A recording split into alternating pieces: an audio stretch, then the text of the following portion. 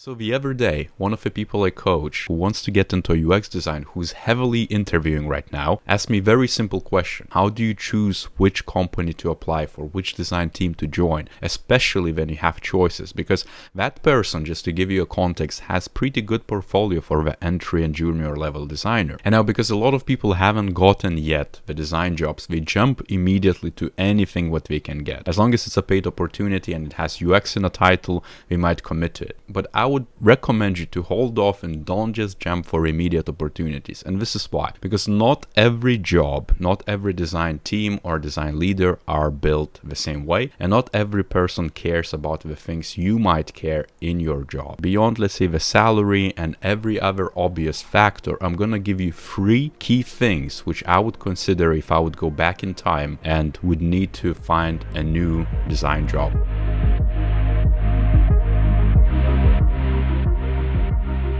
And so number 1 is the simple. It's access to users. Majority, I would even say 9 out of 10 jobs out there are gonna not want you to really engage with the users, even if you have user experience in your title. And that's not a surprise at all, because user experience is very expensive. For you to spend hours, days, or weeks interviewing people or running discoveries or user testing, it's a massive overhead. Nobody wants to pay for it unless you can showcase the value in it. And so finding the right opportunity which would allow you to immediately have an engagement with a user is invaluable. And that's because if you don't really engage with the users, you don't really do UX. So you need to think a bit longer term than immediate term. You might have an interview tomorrow and they just say, yes, join us immediately. But if they don't really engage with the users, if they do a lot of assumption work, if they don't really do UX as it's supposed to be done, you're growing into a UX designer who's not really doing UX, and that's going to bite you in the end. And I started there as well, where I joined firms which didn't really want UX, we wanted UI design. I did UX anyways, I did it on my own time as I was capable of, and that actually made me a better designer. But if I would remain in that environment, then I would become a senior, a lead of design which doesn't have any user engagement. And the moment I leave that workplace and I want to find something equivalent or maybe better, I wouldn't get in because I haven't done any proper UX. I haven't engaged with the user. And of course, as mentioned before, because it's so expensive, the openings for such roles are rare. That's why it's number 1. That's why it's so important. Always ask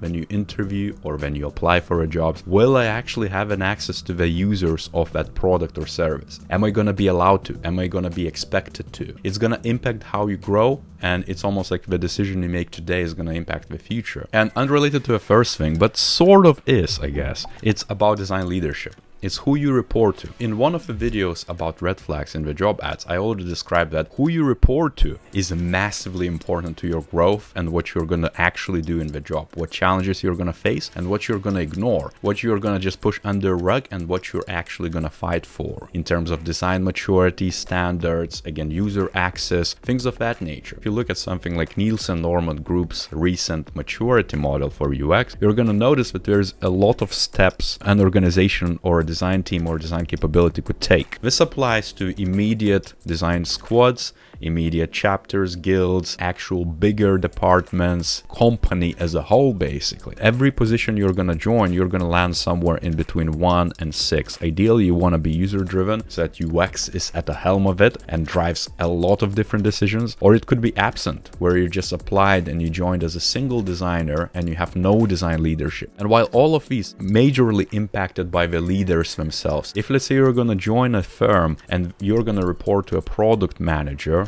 or a head of product, chances are their idea of what UX is going to be somewhere between these points. And the same for, let's say, seasoned UX designer. If you're going to report to a head of UX who has been there and done UX by the book, chances are their stance is going to be a bit higher. And it's all about the experiences, it's all about the standards. But my point here is that you need to be choosy. You need to kind of reflect and maybe even ask in the interview process, what's their take on UX maturity? What's it like in the organization? It's gonna matter a lot. I'm one who's saying that you shouldn't steer from challenges and you should join even immature design organizations. The actual challenge of maturing the organization if you want to do that, is gonna make you very strong leader in the end. So you might eat a lot of crap in the short term, but in the medium and long term, you're gonna grow into a very powerful design person as long as you keep on fighting and don't become complacent. I worked in companies where I was a single designer, where I reported to marketing and engineering, to product. I also reported to UX several times. If I, for example, would look now for a new job, I would always think of what the design leadership is like. What did they do before? What are they struggling with? What's their vision? Where are they headed? Where am I gonna be positioned? You might be boxed in a very, very difficult situation if you don't consider exactly who do you report to and who's gonna be helping you day to day. Maybe you're gonna choose to report to someone who's gonna challenge you and kind of make you almost eat crap daily so that you can develop that stomach and actually be very resilient. That could be it as well. But for the entry level and junior designers, there's nothing better than reporting to someone who knows what UX is and who can support you fully. The most clear thing here is that the worst thing you could do is just join an organization and not consider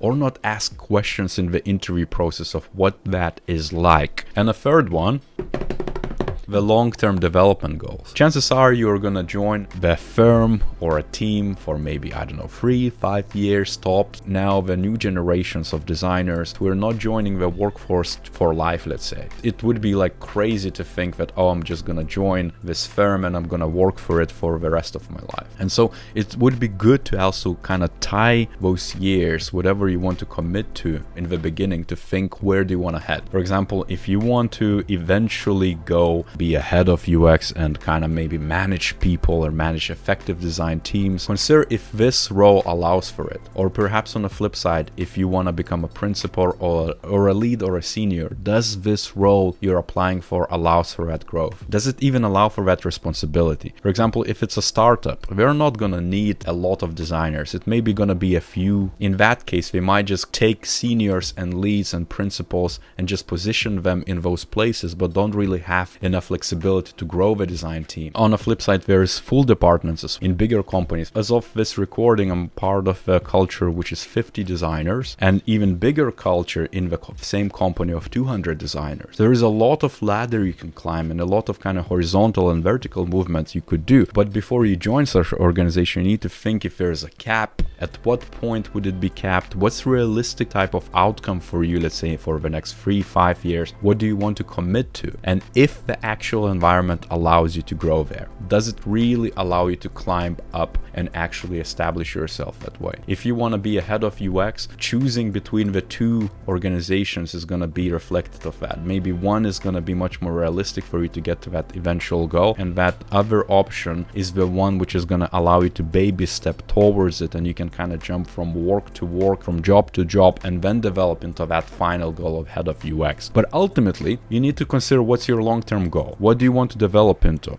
Who's your role model? What do you picture yourself as from a vision standpoint? Work backwards and see how does that link into those immediate job opportunities. So these are 3 factors that I would recommend any entry, junior, senior, lead, anyone actually to consider. And if you commit to 2 interviews and maybe to get 2 offers, considering those 3 things allows you to make much more informed decision, which is actually much more sustainable and allows you to grow. If you like this video, give a like. If you think there is any other factors you consider yourself, leave them down below in the comments. And on that note, I'll see you next time.